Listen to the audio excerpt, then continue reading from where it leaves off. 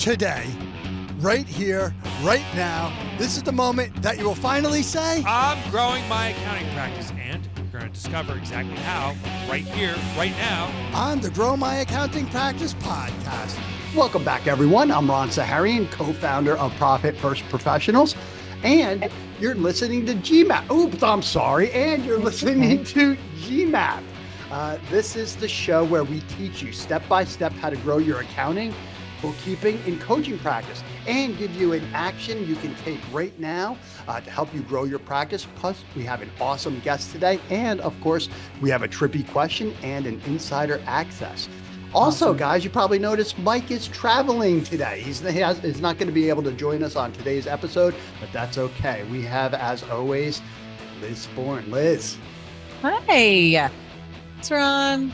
Yeah, so sorry, Liz. I kind of botched that introduction, but right. Liz is a guide here at Profit First Professionals. Also, Liz is not just a guide. She specializes in helping our members with their curriculum development.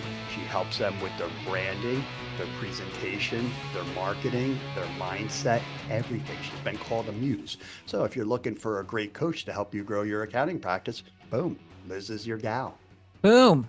Yeah. Boom, everybody. Boom. And this episode is brought to you by Mike Milan. Cashflow Mike. Tell him Ron said hello. Did I do it right? That Cashflow Mike. You did it right. You nailed it. Okay. Nailed it. Yeah. That Cashflow Mike. He's such a good guy. You were on a call with him this morning. Yeah, we just did a, Mike has a Wednesday at 8:00, call with his membership. And I was very fortunate to be on there today. And we talked about the Profit First Professional Sales Framework from, filtering, knowing your avatar, to filtering, to outcome-based thinking, pre-call planning, value starts at hello framework, commitment and priority, to, setting the appointment, transitioning to 3 tiers, all of that great stuff. Exciting things happening in your world as well. Your daughter just just finished her first year. She sure did, man. That college goes so fast. Think back, those 4 years being at university just fly by. It's stunning. She's like, I can't even believe it. But we did realize she's not actually even in school for 9 months. She's in school for like 7.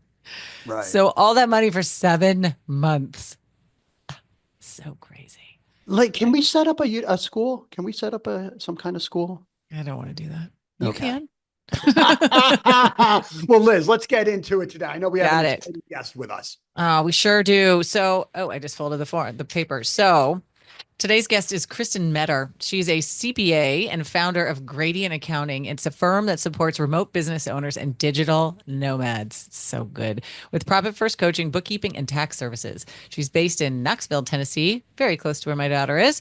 And Kristin spends part of the year traveling internationally, which we will dive into, combining her passion for finance and world exploration.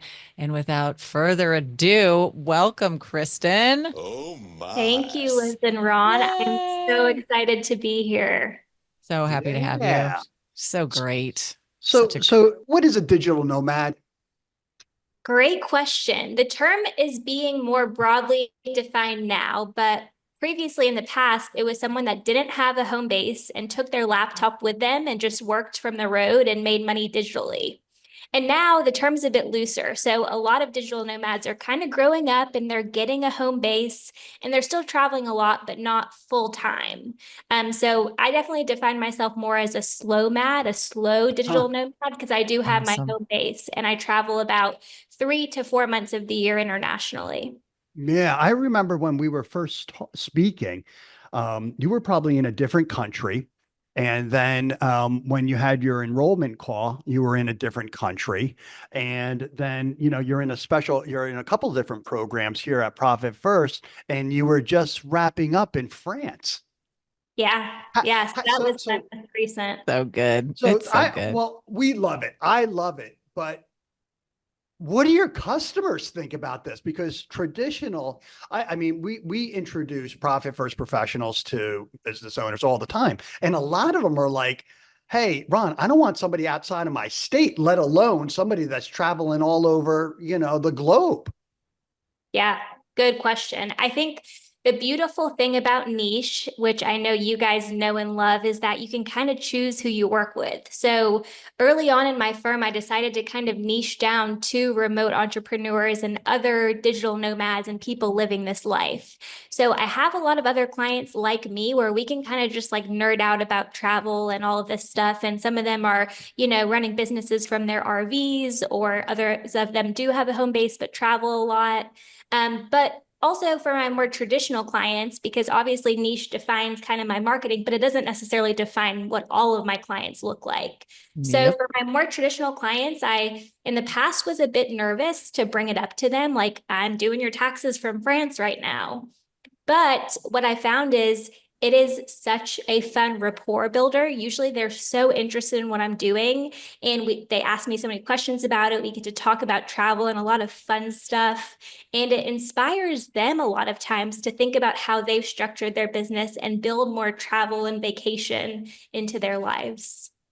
I love it. It was so fun to when I first met you, there are others in this community who are living that same life. And I love it's my favorite question for there are two that that are popping in my head. I'm like, where are you today? Well, tell me, show me outside your window. So I love, and I hope that you do that too. Like, would you like to see outside my window? Because I mean, Knoxville's great and all, but France, Mexico, all the places that you go, it's a lot more fun. One of our members, Barb, she's been in South America for a while, and she always has a show and tell section when we meet. So she's like, here's today's show and tell. And it was a baby pineapple. And I was like, to your point about the rapport building, I was like, that is so fun. She goes, oh yeah, everyone loves baby pineapples, but I think it's a rare treat, and I love that you do it. That's It's awesome. great. I don't know that I've ever seen a baby pineapple. It's the cutest thing. It really is so cute. It's so That's cute. fun. So Ron has a question about the customers. How about your team? So I know you're a delightful team member, Casey, but how is it managing a team Oh, from that's afar? right. I forgot about Casey. Hey, Yeah. Yeah. Casey. Yes. Hi, Casey. So Casey's our director of client accounting services, and she's like my right-hand gal, and she's based in Knoxville, which is cool to have that connection. But then my three other team members are everywhere. So one in Italy, one in the Philippines, and one in West Virginia. So we've had to obviously work really hard to build a remote culture where we still feel like a team, but we can do a lot of things asynchronously and throughout different time zones. So not to say it hasn't been without its hiccups, but I think like I've been really intentional about wanting this type of team that brings this kind of diverse perspective from all over and gives other digital nomads opportunities like the one I had. So yeah, it's been good. I mean, we can get specific around like what we do to kind of Yeah. foster a team culture and environment, but I also know there's a lot of things. So that's great. So I've got a ton of questions, but let's use the funnel and go on down. And how do you identify the right team members that would be open to this? Because I'm if I know when I was working back in the day and the owner would be traveling all over the globe or doing this, doing that. I'm like, he's on a boondoggle, right? What's going on? And there would be a little bit of resentment, maybe some jealousy, but I was also immature and naive to it. But, do you have to deal with any of that, or how do you go about identifying the right person? And then how do you build that culture? Because we're all remote, if you will. You just have to be across oceans. That's a great point, Ron. I think that I've specifically made sure to look for team members who also maybe want to live this type of lifestyle and don't want the traditional 9 to 5, because I'm not going to I'm not going to live the traditional 9 to 5. So, Right. I want to be an example for my team members and them not to have this resentment, like, what are you doing traveling the world and I'm at my desk?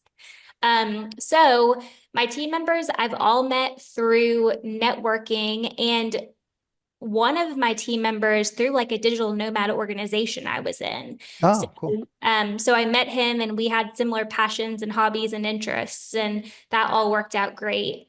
But yeah, so I think the biggest thing is just choosing team members who kind of align with your business's values. And one of our values is being a global citizen. It's really important to Oh. me that the folks that I work with are interested in other cultures and travel, and yeah, weird that that's a requirement to work for my company, but it's my company. So Oh, I love it. It actually makes me, I would, if I were you, I would be so proud to say it. And now that I know that that's one of your values, to be like, oh, her value is that you are a global citizen. Like, I love that. So to your point, Ron, they don't have to feel that jealousy because you Yeah. encourage it. It is actually a plus. And talking about standing out just from the hiring perspective of so many people who, even those that say they don't, they maybe don't want it, how much they would appreciate that you do, right? Maybe I'm not doing that now, maybe I'm not traveling now, but I know that in the future I could. I could live in an RV and travel the country for 6 months if I wanted to, and Kristin would be cool.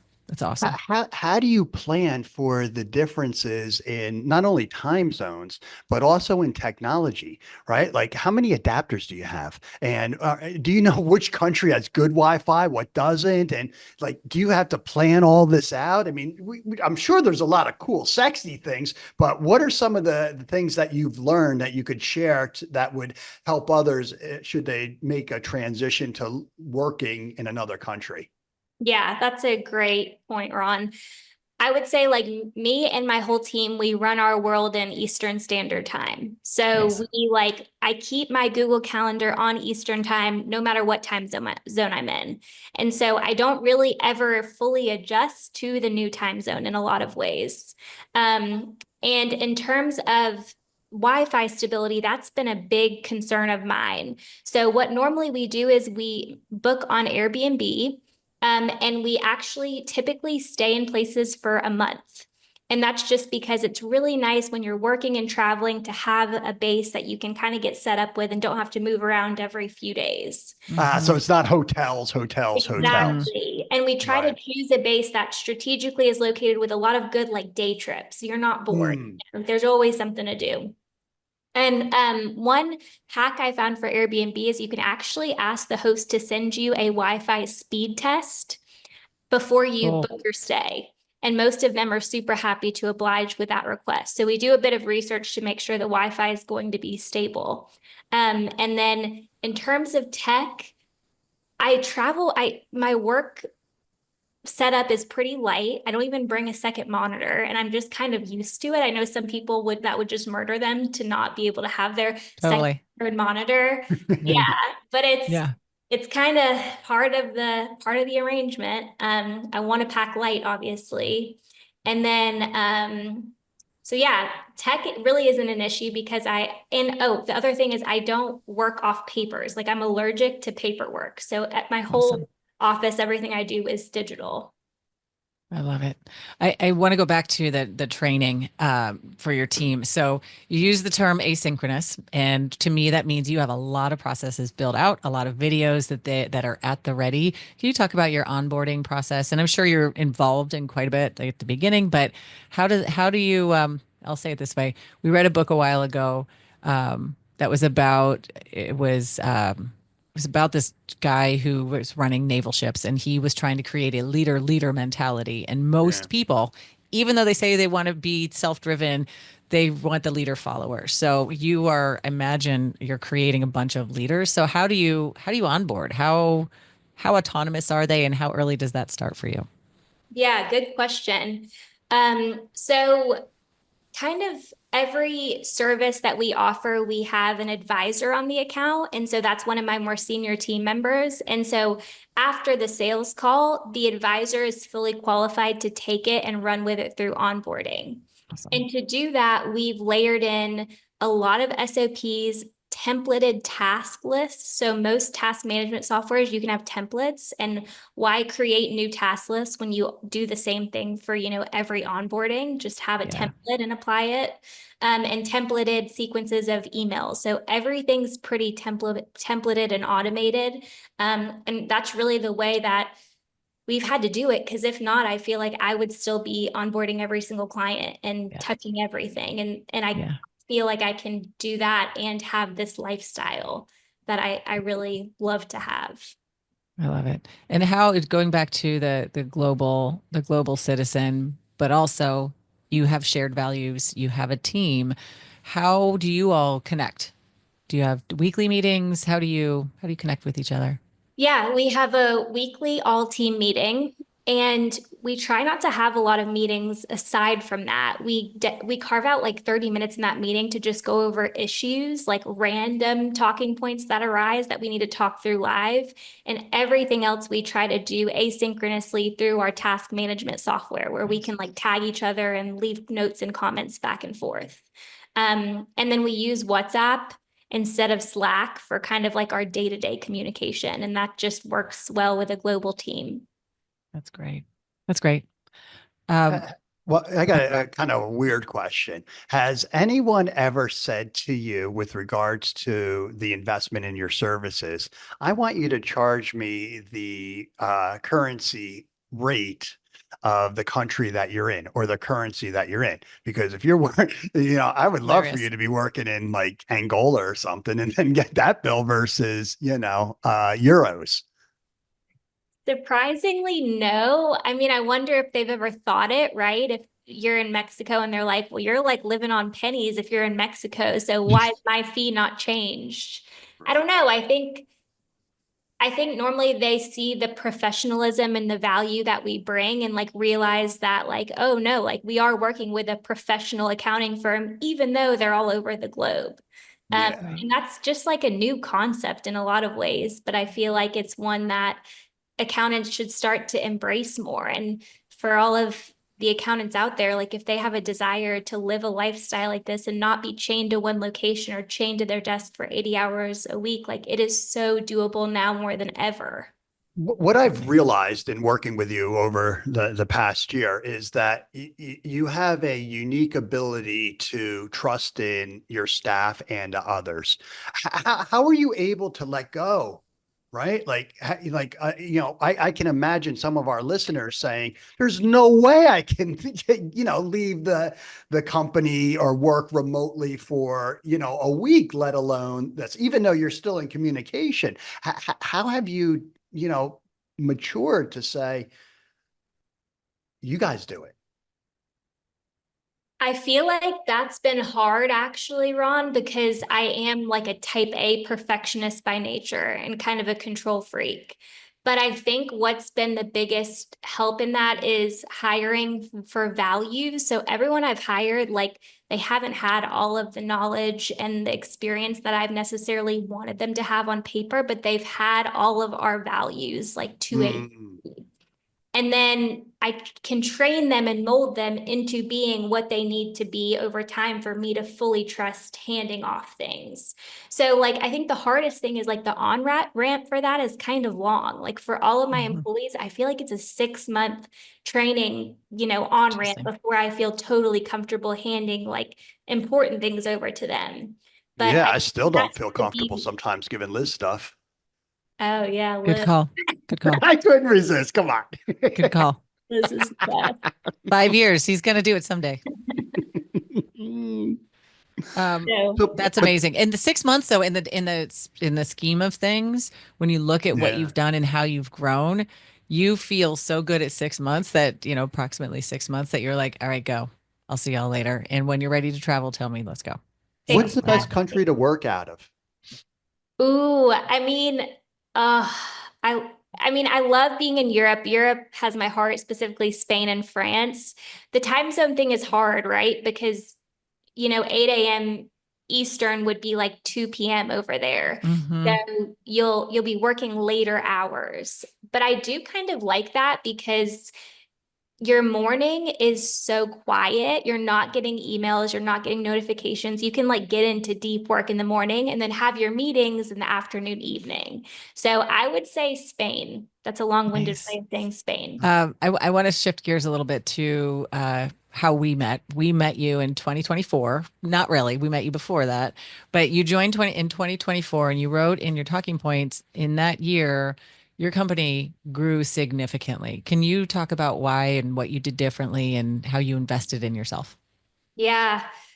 That last year was a big year. So we hit like 50 recurring clients and 5 team members, and I think a lot of it was through the confidence of having profit first professionals um, in my back pocket and embedding it in my service offerings really to where I was able to almost double my prices. And Mm. that's been a huge game changer, is actually charging what we're worth. And it hasn't been without its roadblocks, both emotionally and in reality, but it's been so worth it. And to have the support and mentorship to be able to like stay the course and not just back down the first time I get any type of resistance towards, this higher price point. Yeah, that's been a game changer. Amazing. Yeah. And what are your services? How do you embed them in? Because I know that that's something we hear a lot from our members, that it could be a challenge and definitely new folks coming in. But how did you do that? What's it look like? Yeah, we have our most popular package is a full service, is what we call it, but it's all of our tax and accounting, bookkeeping services. But we started to embed in also like profit first implementation and support in that baseline package. And the pared down full service package kind of became our lowest option on our three-tiered offering. So our new kind of middle Goldilocks package does include profit first in it.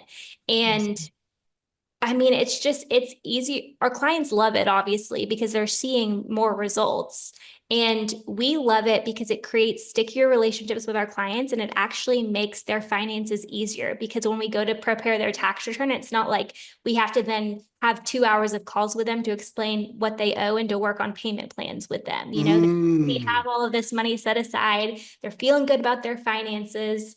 There's just so many things about it that make it easier from a client service delivery perspective, even though inherently, like, you're adding a little bit more complexity with the accounts.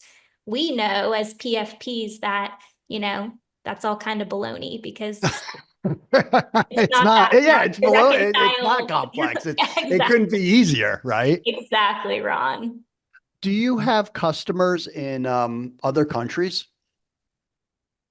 No, but yes, we actually have a lot of expat customers, or a handful of expat Ah, yeah. customers. So they are US citizens still, but they have like completely moved abroad.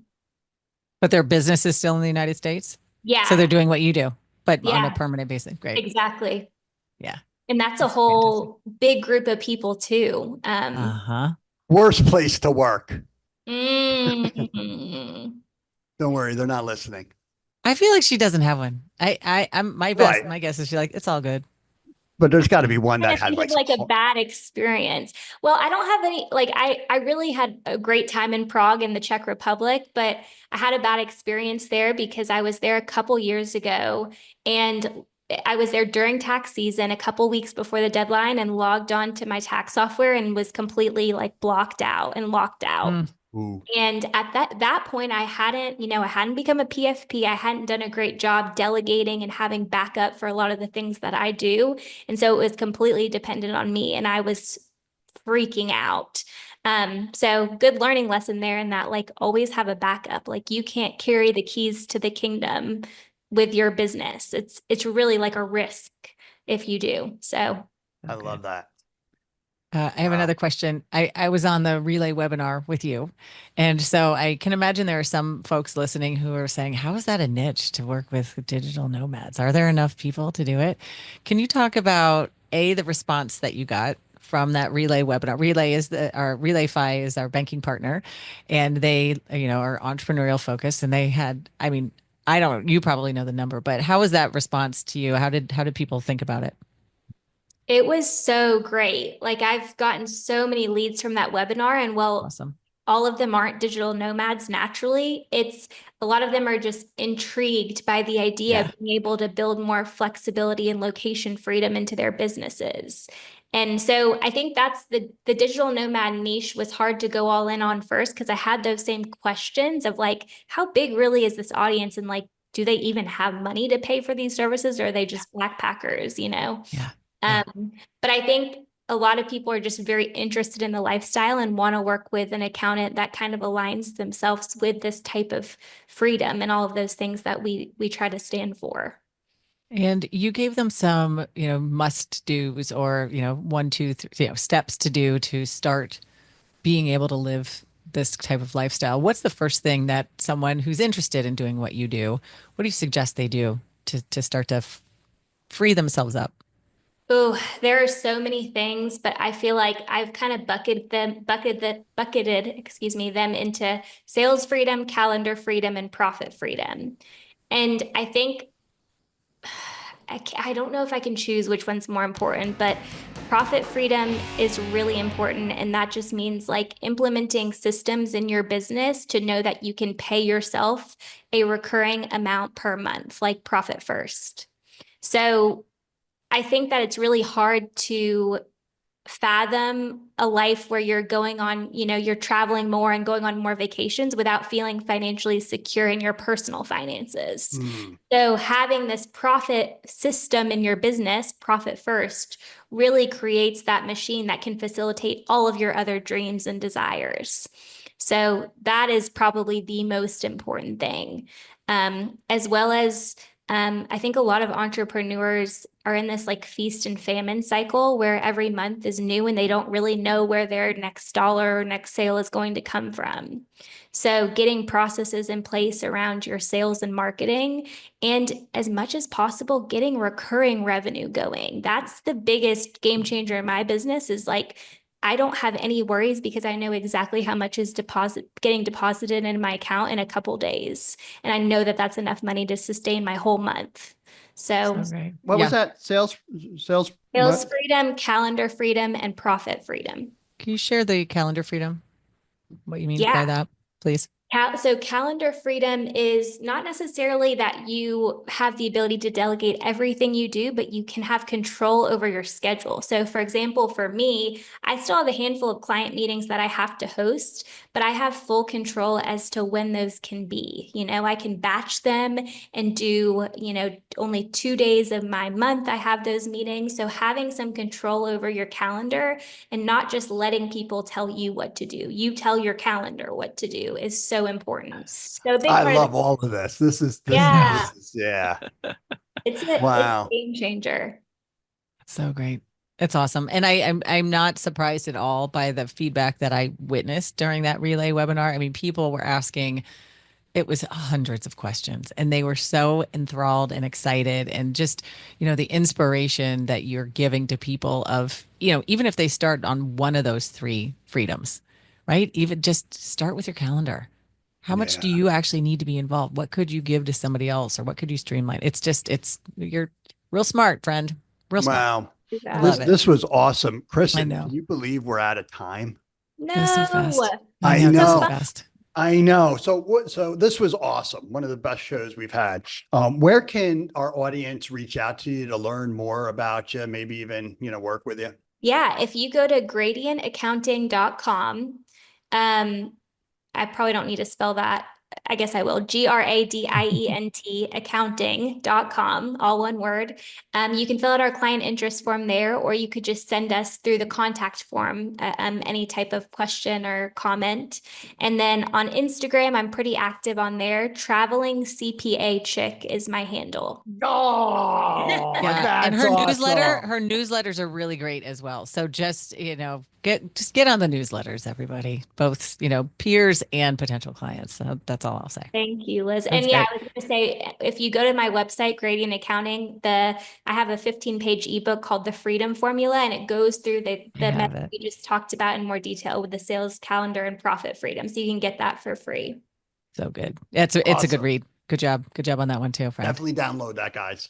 Yep. All right, friend. Thank you Wow. so much, Thanks, Kristen. Kristen. Good to Hang out see for a you. little Happy bit. travels. Thank All you. right. All right. We'll see you next time. Okay. What was your takeaway, Ron? Okay, so a couple of things here. Early on, Kristen said, she has a niche, but she also has other great customers, which means she's not niche exclusive. Okay, Mhm. but she's niche focused, which was great. Allergic to paperwork, right? Yeah, so good. Systems, processes, Yeah. right? Getting that stuff down in once, and then wrapping it up. The last three: sales freedom, profit freedom, calculator freedom. Yeah. What That's about so you? good. So I loved, she was talking about how she embedded her services with Profit First, with advisory, and she has the tiers, which allows people to get more or less of her or her team. And there's such flexibility yet consistency in that, her clients who maybe start on that not the bottom tier, but the basic tier, can easily move up, and it's just more time, more complexity, more, I just love the way it feels a little fluid from here. So I like that. She also mentioned the clients love it. and then it's stickier. So she and her Yes. team are stickier for her clients. They're not just giving clients reports at the end of the month and never talking. The clients have come to expect this amazing level of service, of clarity, of consistency, of hope, of celebration, of all the things that we know our members do within an hour. It's the what combo of that's so good. having a great average annual investment Hmm. backed up by a long lifetime value. And that's the Hmm. stickiness. That's where things really count. Yeah, it was Awesome. great. Yeah, and I'm not kidding. Like watching people in that relay webinar, there were hundreds of people in that session, and they were just like, "How do I do this? I want in. I want to do this. You're living my dream." Blah blah blah blah. So I hope she feels that how inspiring she is to other Yeah. people. So it's cool to talk about, and then all the fun things, but it's really inspiring and hopeful. It makes our membership look good too. Oh yeah, and then there's that All selfishly, right, and Liz, then you got there's a that. trippy question or what? What's happening here I today? do. It's along the lines of, inspired Uh-oh. by Miss Meador. Is what's on your bucket list, Ron? Oh, travel. Definitely some travel on my bucket list. Actually, we'll do Kristen's opener at the relay event. Was what's your travel bucket list? So we'll focus in a little bit more. What's on where do you want to go? I'm going On to the Galapagos next month. I know, was that That was it? one of them. That was one of Okay, them. nice, I want to go to nice. Australia is another one. And I would like to go the inner passage up to British Columbia, Alaska, Denali, all of that great stuff. Awesome. Awesome. Yeah. Really nice. Good. How about Yeah. you? What about you? Japan. I have not spent any time in Asia at all. So Japan's number one, and then I just want to go to as many Asian countries as Our possible. intern was there For over her the 16th summer. birthday. Yeah. Yes. Oh yes, I remember. I remember. It was like, dang, I know. she's She's so still crushing. smart. I know we're I doing know she's AI. great. Awesome, guys. Well, what did you learn? Feel free to give us a call. Your feedback is greatly appreciated. I think we're up for insider access. Is that Yeah, what there's we've got the going on? lightsaber. I hear it. I hear the It's back lightsaber. there. It's back there. Yeah. And so this is insider access is something that we're doing here that hopefully you can embed into your culture, into your company, or just, help you out a little bit.